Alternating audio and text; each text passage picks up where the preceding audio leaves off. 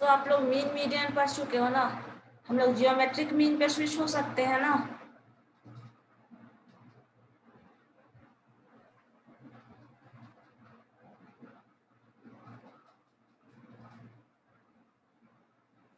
हम्म।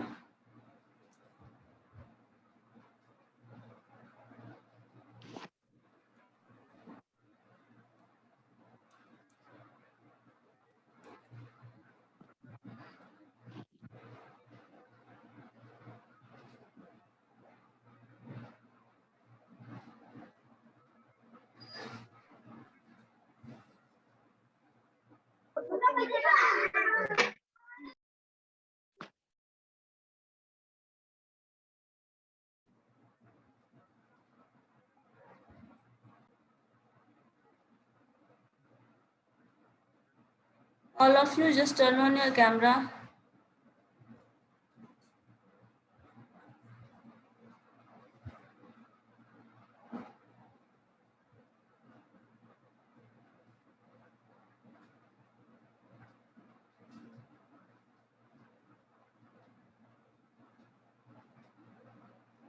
सो हम लोग आज एक टाइप ऑफ मीन जो एवरेज पढ़ा था हम लोगों ने,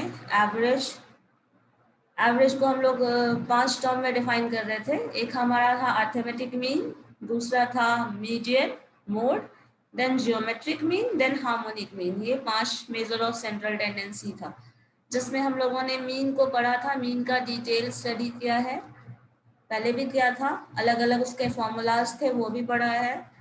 मीडियन और मोड हम लोग क्लास में किए हैं। देन हम लोग अब स्विच कर सकते हैं टू द जियोमेट्रिक मीन, जो 4th measure of central tendency है।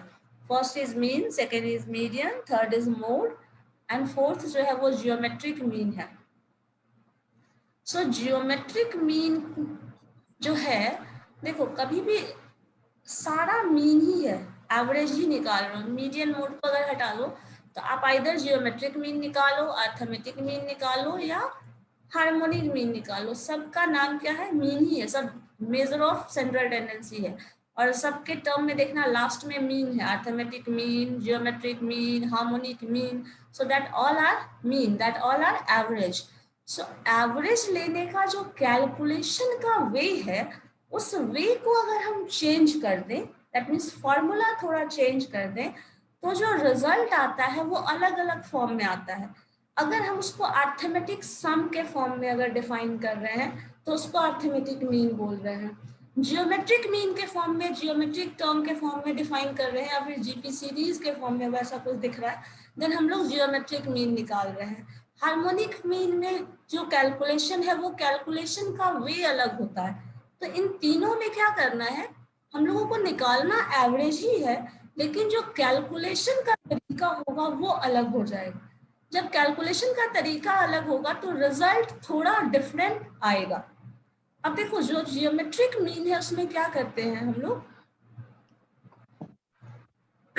सिंपल भाषा में समझिए।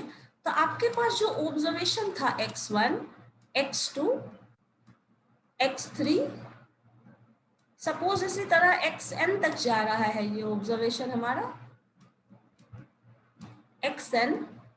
इन सारे ऑब्जर्वेशन को आप पहले क्या कर रहे थे, सम कर दे रहे थे, फिर उसमें डिवाइड कर रहे थे नंबर ऑफ टर्म से। तो वो जो तरीका है वो अर्थमेटिक का तरीका था, जो हम लोग जोड़ घटाव कर रहे हैं उसका फॉर्म है। तो इस तरह से जब हम करते हैं तो उसका जो मीन निकल रहा है उसको अर्थमेटिक मीन बोल रहे हैं। जियोमेट्रिक मीन में क्या करते हैं, जी टर्म से डिनोट कर रहे हैं, और इसमें क्या करते हैं, सारे ऑब्जर्वेशन का प्रोडक्ट ले लेते हैं, हर ऑब्जर्वेशन का।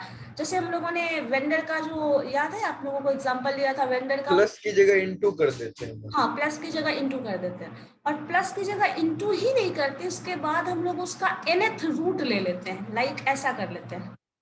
उसको समझो कैसे कर रहे हैं। पहले दिन का जो आपका एक्सपेंसेस था, इनकम था, वेंडर वाला, सब्जी के वेंडर का ले लो, ये वेंडर का जो होगा ये वो है, सेकेंड डे का जो इनकम होगा वो है, इसी तरह ये कंटिन्यू। और टोटल 30 से दिस टू द पावर 1/30 कर दें, ये जो टर्म है दैट इज जियोमेट्रिक मीन। ये तरीका है जियोमेट्रिक मीन का।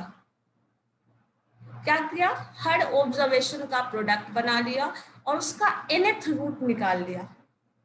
ये जो तरीका है वो जियोमेट्रिक मीन का तरीका है, और इसे कैलकुलेशन करने के बाद जो रिजल्ट आएगा that mean is geometric mean. ठीक है, अब देखो कभी कभी ये तो दिखता है कि 1/30th रूट निकालना कुछ ज्यादा कैलकुलेटिव नहीं है, लेकिन कभी कभी ये बहुत ज्यादा कैलकुलेटिव होता है। तो हम लोग क्या करते हैं, यहाँ पे एक टर्म मैथमेटिक्स में डिफाइन किया जाता है, चूंकि ये प्रोडक्ट है। देखना, प्रोडक्ट टर्म को कभी आप अगर मैथमेटिक्स का टर्म समझे तो उसमें बोला जाता है प्रोडक्ट जो मल्टीप्लिकेशन है, multiplication is known as repeated addition. जैसे मान लो 2 + 2 आप लिख रहे हैं, इस चीज को समझिए क्या है। 2 + 2 आप 4 लिखेंगे, आप 2 + 2 4 लिखेंगे, ऐड करेंगे, सिर्फ 2 ही टर्म सम करना था तो ऐसे लिख दिया। अगर इसी चीज को हम चाहें तो क्या लिख सकते हैं, 2 × 2 दैट इज ऑल्सो 4। इसी तरह मान लो अगर 2 + 2 3 बार ऐड करना हो, ठीक है, 3 बार ऐड करना हो तो क्या लिखोगे, 6 लिखोगे। या फिर ऐसा करो 2 को 3 से मल्टीप्लाई कर दो तो ये भी 6 ही आएगा। तो क्या किया जा रहा है, जहां प्रोडक्ट जो है कॉम्प्लिकेटेड हो जाए तो वहां प्रोडक्ट को हम एडिशन में कन्वर्ट कर देते हैं, और जहां एडिशन कॉम्प्लिकेटेड हो जाता है उस केस में हम लोग एडिशन को प्रोडक्ट के फॉर्म में निकाल लेते हैं। तो यहाँ क्या कर रहे हैं, चूंकि यहाँ प्रोडक्ट आपको ये तो दिख रहा है, अभी बहुत आसान दिख रहा है x1 x2 ऐसा कुछ ऑब्जर्वेशन, लेकिन अब समझो तुम ये 100 है।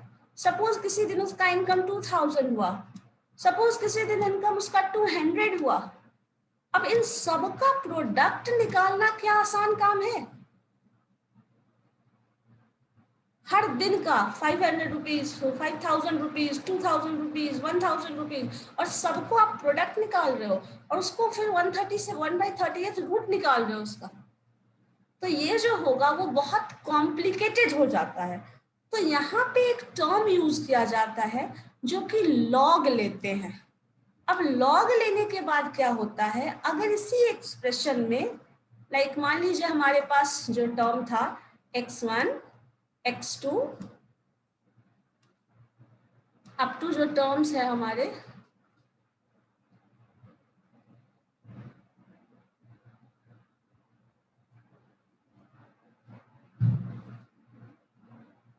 यहाँ तक हम xn तक जा रहे हैं और इस टर्म को ऐसे डिफाइन कर रहे हैं 1/n।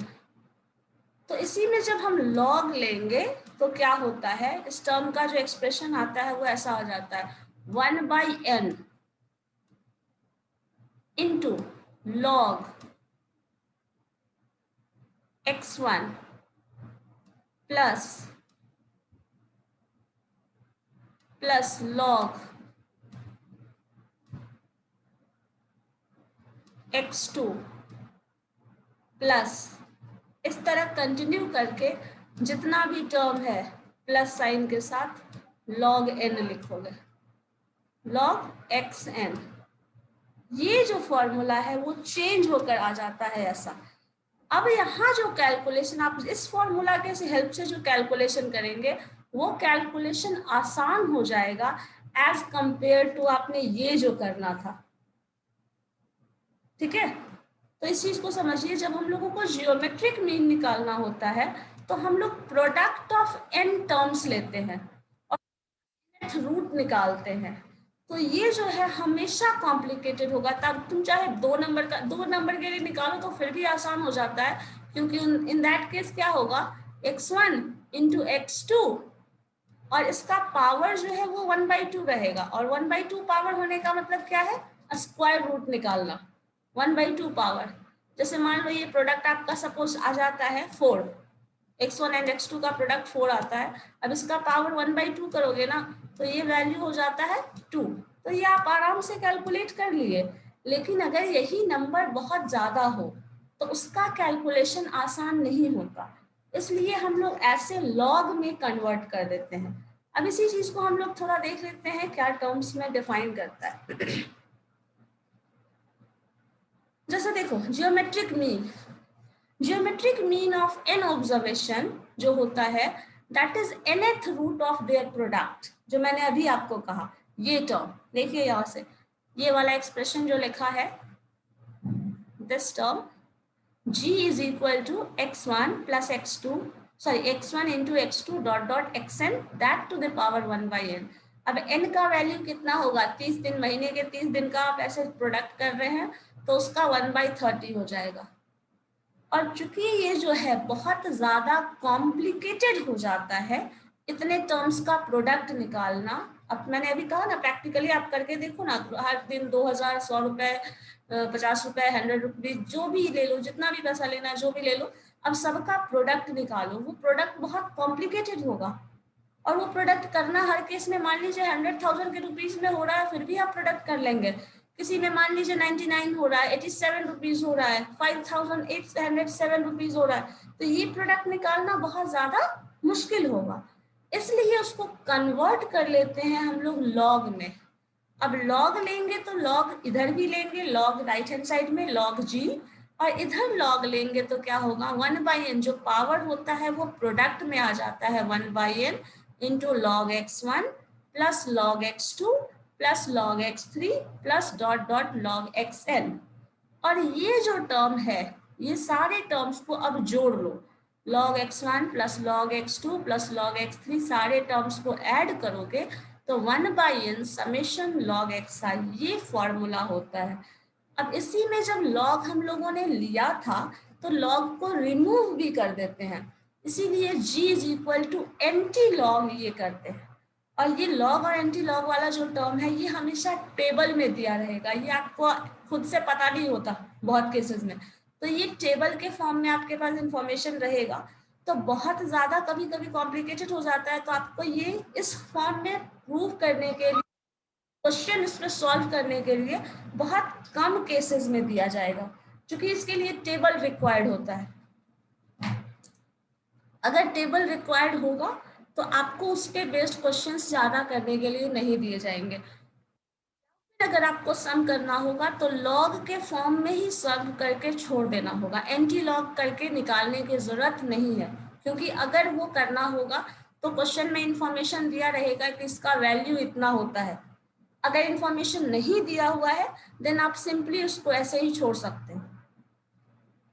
अदरवाइज एक ऑप्शन और है कि आप जो कैलकुलेटर यूज करते हैं, एक साइंटिफिक कैलकुलेटर यूज किया जाता है, वो कैलकुलेटर में लॉग ऑफ दिस वैल्यू निकालोगे तो आपको कैलकुलेटर रिजल्ट शो कर देगा, आप उसको सॉल्व करके बाय कैलकुलेटर लिख सकते हैं पेपर पे।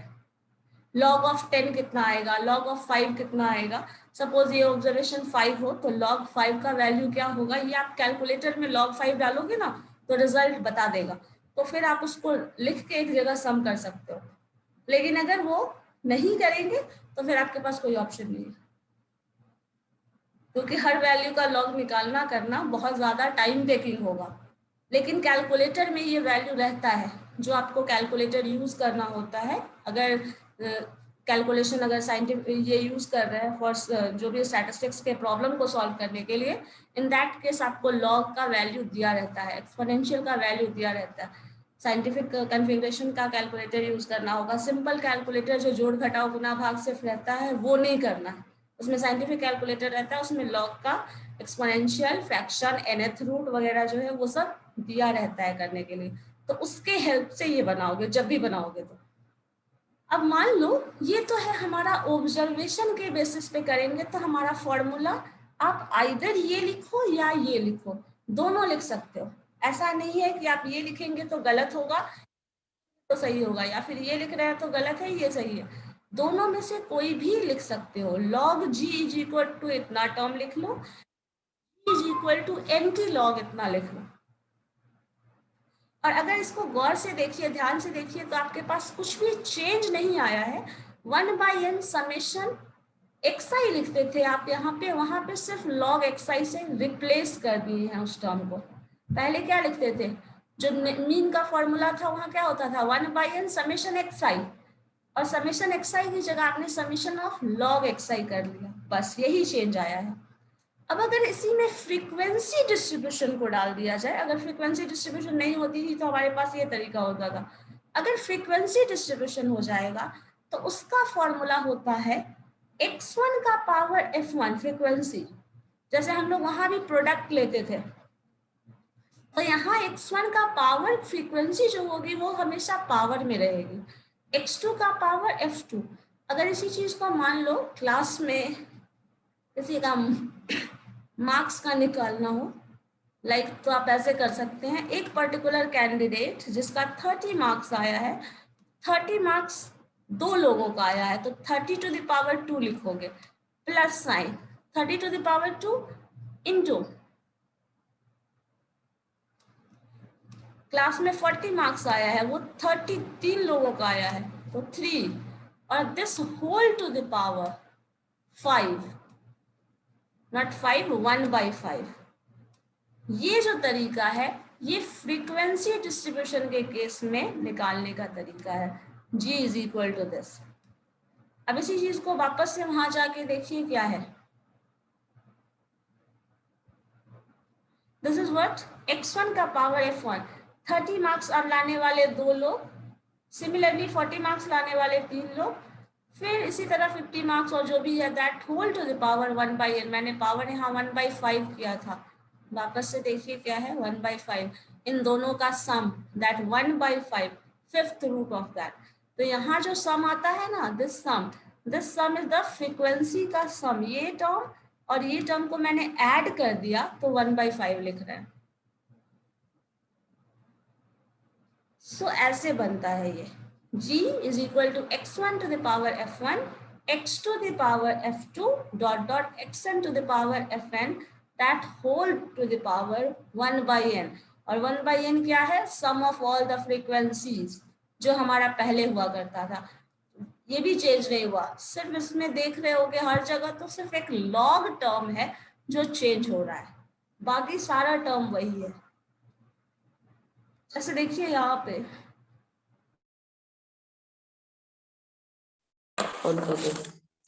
इस केस में देखो क्या लिखा है, जैसे हम लोगों ने ऊपर में लिया लॉग था, सारे टर्म्स में लॉग ले लिया, सो यहाँ पे लॉग लिया तो लॉग जी में कन्वर्ट हो गया, 1/n लॉग लिया तो 1/n, ये क्या हो जाएगा f1 log x1। पावर जो होता है हमेशा वो मल्टीप्लाई हो जाता है पहले, अगर x1 f1 लिखा है ना तो उसको f1 log x1 लिखेंगे, यहाँ पे f2 पहले लिखा है तो प्लस साइन, लॉग में हमेशा ऐड हो जाता है, जितना भी प्रोडक्ट टर्म है that is being added, so plus sign हो जाएगा, यहाँ इन दोनों के बीच जो मल्टीपल साइन है, प्रोडक्ट साइन है, उसको प्लस से रिप्लेस कर देते हैं, एंड वो टर्म हो जाएगा f2 log x2 plus sign f3 log x3 plus sign fn log xn। सारे टर्म्स को हम लोगों ने सम कर दिया, तो यहाँ पे क्या हो जाएगा fi log xi। तो अब इसको कंपेयर करो आपके जो प्रीवियस फॉर्मूला जो अर्थमेटिक मीन था उससे करो, तो 1/n समेशन fi xi लिखते थे और यहाँ पे लिख दिया है 1/n summation fi log xi, बस यही डिफरेंस आएगा हर जगह। जब भी जियोमेट्रिक मीन निकालेंगे तो हमारा जो डिफरेंस ये टर्म आएगा, जो लास्ट का एक्सप्रेशन आता है फाइनल एक्सप्रेशन, उसमें आपके टर्म में हमेशा क्या होगा, जो फ्रीक्वेंसी है वो ऐसे ही रहेगी, ऑब्जर्वेशन में सिर्फ आप लॉग टर्म लगा देंगे, तो 1/n समेशन fi xi हमारे पास पहले उसे हुआ करता था, और यहाँ क्या हो गया 1/n summation fi log xi। तो ये टर्म डिफाइन करता है जियोमेट्रिक मीन को, और जियोमेट्रिक मीन को डिफाइन करने का तरीका ही है कि उसका सम जो करेंगे आप वो जियोमेट्रिकली करेंगे, nth रूट निकालेंगे, इसलिए ऐसे डिफाइन किया गया है। ये सारा टर्म जो आया है सिर्फ इस लॉजिक पे बेस्ड है कि आपका जो जियोमेट्रिक मीन निकालते हैं उसका तरीका, मैथमेटिकली उसको डिफाइन ऐसे करते हैं, और अर्थमेटिक मीन जो निकालते थे उसका तरीका था कि टोटल टर्म्स को सम कर दो और n से डिवाइड कर दो, और यहाँ क्या होता है टोटल सम को प्रोडक्ट कर दो और उसका nth रूट निकाल लो, ये जियोमेट्रिक मीन है। प्रोसेस में हम लोग यहाँ तक जाते हैं, अल्टीमेटली जियोमेट्रिक मीन हमारा कैलकुलेट होकर आता है, और इसको फिर से चाहो तो उसी तरह एंटी लॉग के फॉर्म में लिख सकते हो अगर पॉसिबल है तो, अदरवाइज आप इसको इतना भी छोड़ सकते हैं। ठीक है।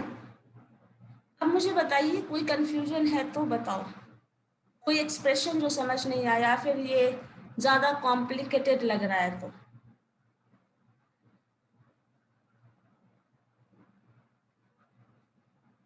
टेल मी, अगर कहीं भी कोई कंफ्यूजन है तो बताइए, या फिर भी बहुत सारा कंफ्यूजन है तो बताइए।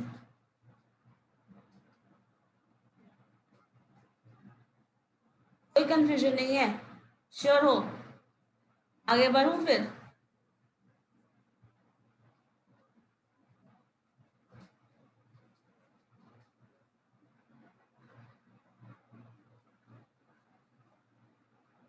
बताइए कंफ्यूजन है तो। चलो फिर ठीक है, हम लोग आगे बढ़ते हैं।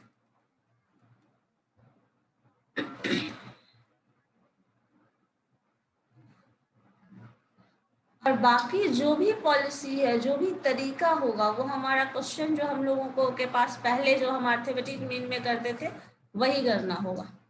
अब देखो ज्योमेट्रिक मीन क्या बोलता है। ज्योमेट्रिक मीन का भी मैथमेटिकल डेफिनेशन है, और ये ज्योमेट्रिक सीरीज के फॉर्म में ज्योमेट्रिक क्या कहा जाए, ज्योमेट्रिक मीन का एक फिक्स डेफिनेशन है। जैसे अर्थमेटिक मीन का एक फिक्स पर्टिकुलर डेफिनेशन है, वैसे ही ज्योमेट्रिक मीन का एक फिक्स पर्टिकुलर डेफिनेशन है, जिसके बेसिस पे आपने ये डिफाइन किया है मैथमेटिकली उसे।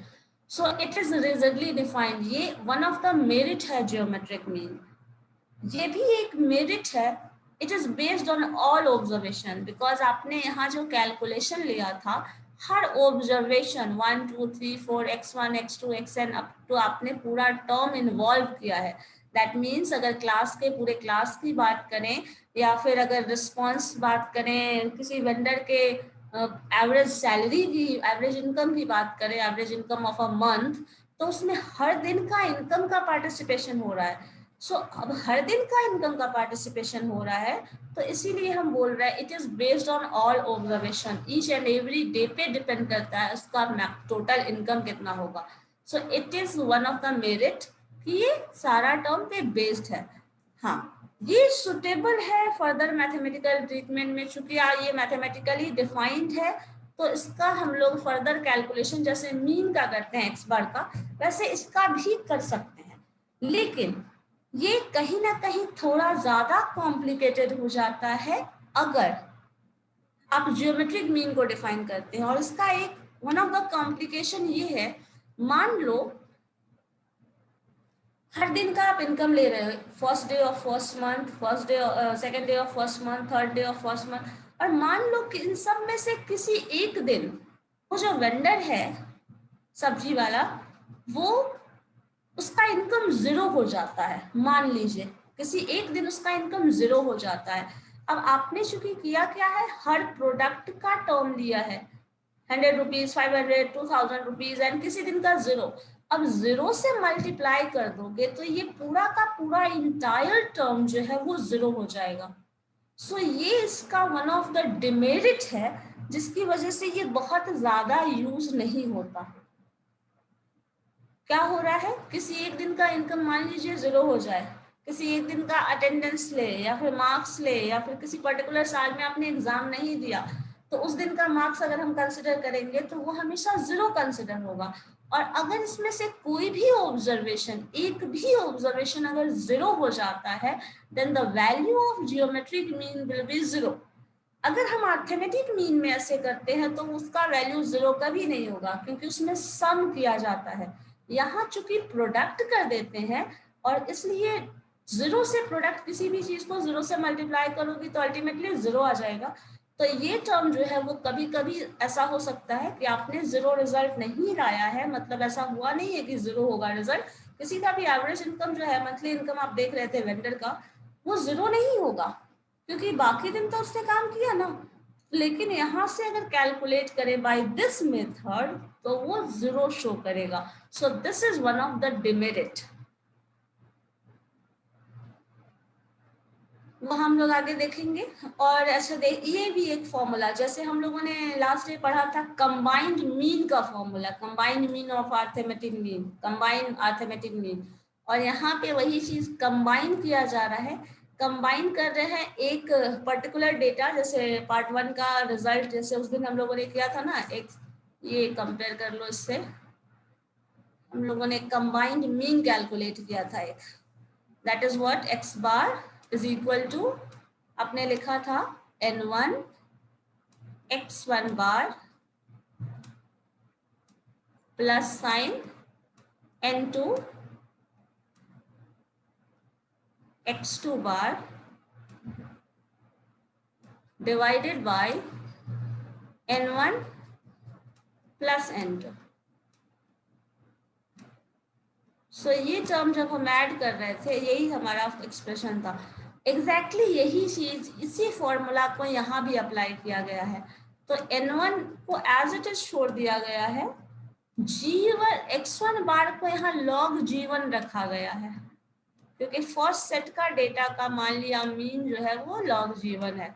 इसी तरह n2 को as it is and log g2 जो है that is average of second data log g2, this whole term divided by n1 plus n2। अब इसी चीज को जो हम यहाँ रिजल्ट एक्सप्रेशन में व्हाइट बोर्ड पे आया है, आप देख लो वहां आ रहा है या नहीं। सेम टर्म है n1 as it is log g1 plus n2 log g2 divided by n1 plus n2। So ये टर्म जो होगा वो कंबाइंड मीन हो जाएगा। अगर दो अलग अलग सीरीज का मीन निकाला हुआ है, जियोमेट्रिक मीन निकाला हुआ है, तो आप दोनों को आपस में इस फॉर्मूला से कंबाइन कर सकते हैं। इसका प्रूफ छोड़ दीजिए, आपके लिए बहुत इंपॉर्टेंट नहीं है। It is not affected by fluctuation of sampling, और इसका एक मेरिट ये है, ये वेटेज जो है give comparatively more weight to small items, small items को भी लार्जर वेटेज देते हैं। देखिए इसका जो मैं मार्केटिंग और मार्केट से रिलेटेड अगर कुछ टर्म में इसका यूज होता है मैं वो क्लियर कर देती हूँ क्या होता है। जैसे मान लीजिए आपने सुना होगा बहुत सारा इंडेक्सेस फॉर्म करने के लिए, income index, human development index, और भी बहुत सारा इंडेक्सेस है जो मार्केट में यूज होता है। उस इंडेक्सेस को फॉर्म करने के लिए जैसे cost of living index, wholesale price index, so ये सारा जो इंडेक्सेस हम कैलकुलेट करते हैं वो कैलकुलेट करने के लिए जियोमेट्रिक मीन का बहुत ज्यादा यूज होता है। जैसे लिखा है यहाँ पे देखो, to find the rate of population growth, population growth का रेट क्या है वो जानने के लिए, रेट ऑफ इंटरेस्ट क्या है वो जानने के लिए, and in construction of index number, ये यूज होता है जियोमेट्रिक मीन का और बहुत वाइडली यूज होता है। इसका यूज कैसे होता है उसको ऐसे देखिए, मान लीजिए आप फैमिली की बात करें तो किसी भी फैमिली में जो टर्म्स जो आप सामान यूज करते हैं, जो भी घर में मटेरियल यूज करते हो, आइदर वो खाना, फूड मटेरियल, हेल्थ से रिलेटेड, मेडिसिन से रिलेटेड, जो भी टर्म ले लो, इवन आप ऑर्नामेंट्स यूज करते हैं, सपोज सबके घर में कुछ ना कुछ गोल्ड ज्वेलरी, सिल्वर ज्वेलरी, कुछ भी टर्म सब कुछ रहता है। अब देखो जो इम्पोर्टेंस राइस का, पल्सेस का, पोटैटोज का, वेजिटेबल्स का होगा, वही इम्पोर्टेंस गोल्ड ज्वेलरीज का, सिल्वर का और ये सब का नहीं होता, या फिर मेडिसिन का जो एक्सपेंसिव सब ले रहे हैं सब कुछ नहीं होता। लेकिन कोई भी ऐसा चीज नहीं है जिसको आप कंप्लीटली रिमूव कर दें अपने लाइफ स्टाइल से। सबका पार्टिसिपेशन कुछ ना कुछ होता है। सिर्फ खाना बनाने का ही बात करो, अगर हम सिर्फ खाने की ही बात करें तो जो इम्पोर्टेंस चावल दाल का है एग्जैक्टली वही इम्पोर्टेंस नमक, चीनी, तेल सबका है। और सबको जो आप वेट में बाय वेट अगर यूज कर रहे हैं तो जितना आप नमक यूज करेंगे उतना ही चावल यूज करेंगे और उतना ही दाल, उतनी ही सब्जी यूज करेंगे, ऐसा नहीं होता। तो सबको इम्पोर्टेंस देना जरूरी होता है, वेटेज देना जरूरी होता है। तो जो स्मॉल आइटम्स है उसको भी इक्वल वेट देना होगा, और जो लार्जर जो चीज ज्यादा अमाउंट में यूज हो रहा है, जैसे राइस, पल्सेस, व्हीट वगैरह जो यूज हो रहा है उसको भी इम्पोर्टेंस देना है, और साथ में जो चीज कम अमाउंट में यूज हो रहा है उसको भी इम्पोर्टेंस देना है। तो उस तरह का अगर आपको केस डील करना है तो आपको जियोमेट्रिक मीन यूज करना होगा। सिंपल टर्म अगर यूज करना है, सिर्फ कैलकुलेशन बेस्ड, जैसे एवरेज इनकम वाला जो टर्म मैंने कहा था, उसमें आप अर्थमेटिक मीन इस्तेमाल कर सकते हैं। लेकिन अगर फैमिली का पूरा सामान जो आप यूज कर रहे हैं और सबको जब वेटेज देने की बात होगी, तब आपका कहा ना, चीनी चावल से लेके नमक से लेके सबको आपको इक्वल वेटेज देना होगा। इनफैक्ट ज्यादा वेटेज देना होगा, क्योंकि वो भी इम्पोर्टेंट है। लेकिन बाय वेट अगर देखें तो बाय वेट वो कम यूज हो रहा है, तो उसको भी इम्पोर्टेंस। अगर ऐसा केसेस होता है तो हम लोग जियोमेट्रिक मीन यूज करते हैं।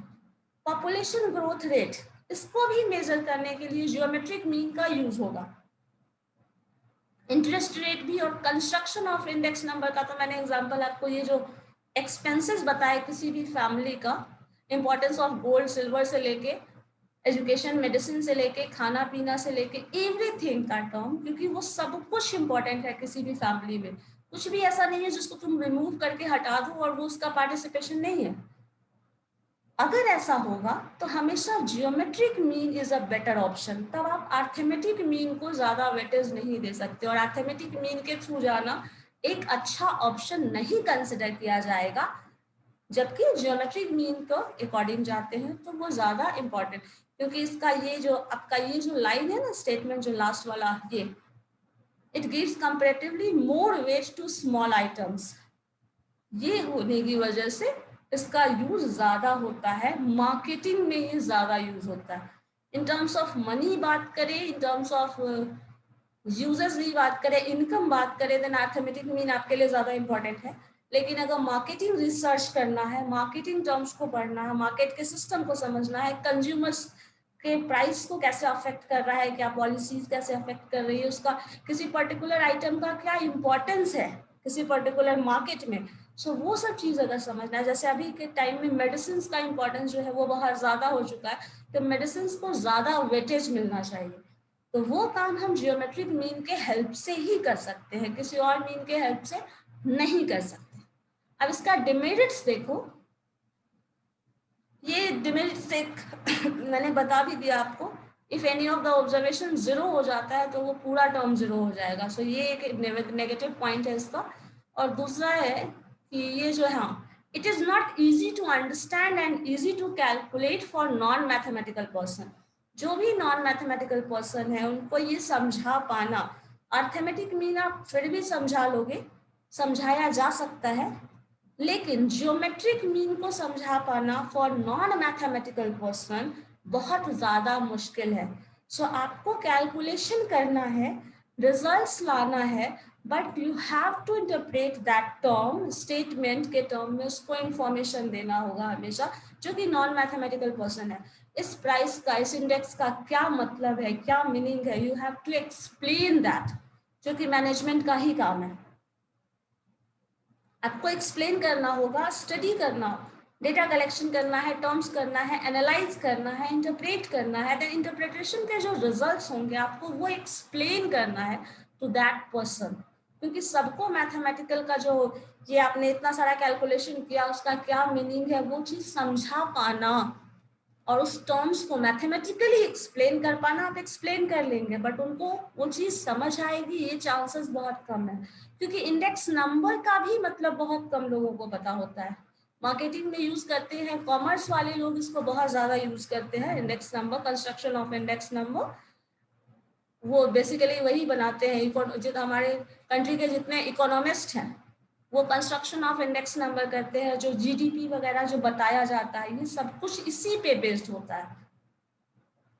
ठीक है, तो हम लोगों के लिए ये बहुत ज्यादा यूजफुल होता है, क्योंकि ये सबको इक्वल वेटेज देगा और ज्यादा वेटेज देता है स्मॉल आइटम्स को।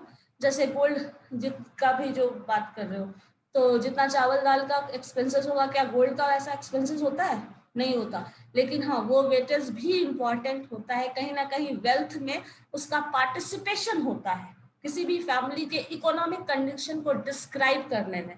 तो उसका पार्टिसिपेशन है, उसका उसको भी वेटेज मिलना चाहिए, और वो वेटेज देता है जियोमेट्रिक मीन। सो ये बहुत इंपॉर्टेंट हो जाता है for marketing field. For businessman के लिए अगर देखें, मार्केटिंग स्टडी आपको करना है, मार्केट का सिस्टम स्टडी करना है, एनालाइज करना है, पैटर्न ऑफ लिविंग समझना है, पॉपुलेशन का ग्रोथ रेट, पॉपुलेशन का डिमांड रेट अगर जानना है तो वो आपको बताएगा जियोमेट्रिक मीन। अर्थमेटिक मीन उसमें बहुत ज्यादा हेल्पफुल नहीं होता। और ये दो डिमेरिट्स हैं, it is difficult to calculate, easy to calculate था अर्थमेटिक मीन, और नॉन मैथमेटिकल पर्सन के लिए समझना मुश्किल है। और अगर जीरो आ जाता है कोई एक टर्म, देन पूरा जियोमेट्रिक मीन जो है that will be zero.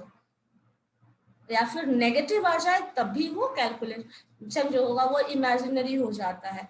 Minus sign के का पावर अगर हम लेते हैं तो फिर वो भी इमेजिनरी होता है, so that is not good.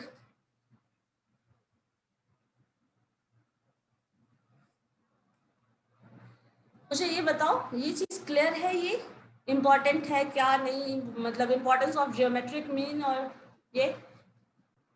तो वो तो पाटलिपुत्रा यूनिवर्सिटी का एक जगह ढूंढोगे तो मिल जाएगा, सबसे पेपर का मिल जाता है एक जगह। बट अभी मार्केट जाओगे लाओगे, ये भी एक क्वेश्चनेबल। वही तो डर है, कोरोना कब जाएगा। लेट्स सी कब जाता है।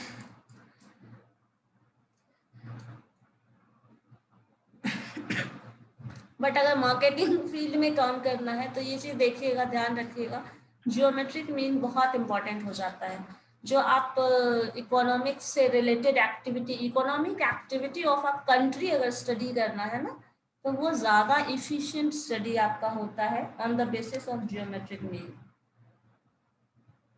ज्यादा इफिशिएंट होगा कभी भी। सो ये चीज एक बहुत इंपॉर्टेंट काम है, और बहुत ज्यादा नहीं है कॉम्प्लिकेटेड, सिर्फ लॉग लेने वाला आपको टर्म क्लियर होना चाहिए। सिर्फ लॉग लेके हम लोगों ने ऐसे किया है ये टर्म, बस डिफाइन करने के लिए। क्योंकि मान लो अगर क्वेश्चंस ऐसे आते हैं, suppose define measure of central tendency, then you have to define geometric mean, arithmetic mean, definition at least सबका देना होगा ना। जियोमेट्रिक मीन का, अर्थमेटिक मीन का डेफिनेशन, हार्मोनिक मीन का डेफिनेशन, मोड का डेफिनेशन एंड मीडियन का डेफिनेशन। सिर्फ डेफिनेशन दो, ज्यादा कुछ नहीं, सिर्फ डेफिनेशन देके फॉर्मूला क्या आता है वो बता दीजिए। मेरिट्स डिमेरिट्स कितना आता है? हाँ, जैसे 25 मार्क्स का है तो उसमें क्वेश्चन कितना कितना नंबर वाला आता है? जैसे और सब सब्जेक्ट में 20 नंबर का एक क्वेश्चन आता है, 20 नंबर का, इसमें भी आएगा क्या? 12 to 15 तो मान, 15 तो मान के चलिए। एक क्वेश्चन 15 नंबर का। हाँ, मैंने से परिभाषा और रूल लिखेंगे 15 नंबर दे देगा। आराम से दे देगा। आप अच्छे से लिखो ना, इस चीज को देखो तो इसमें जियोमेट्रिक मीन का आप ये टर्म लिख रहे हैं, डिफाइन कर रहे हैं, देन इसका ये फ्रीक्वेंसी वाला टर्म डिफाइन कर रहे हैं, डिफाइन करेंगे तो कर देगा। क्योंकि मैम अटेंडेंस ले लीजिए, हमेशा डिस्कनेक्ट हो जाते हैं हम लोग। ले लिए हैं, स्क्रीनशॉट कर लिए। कर चुके हैं ना।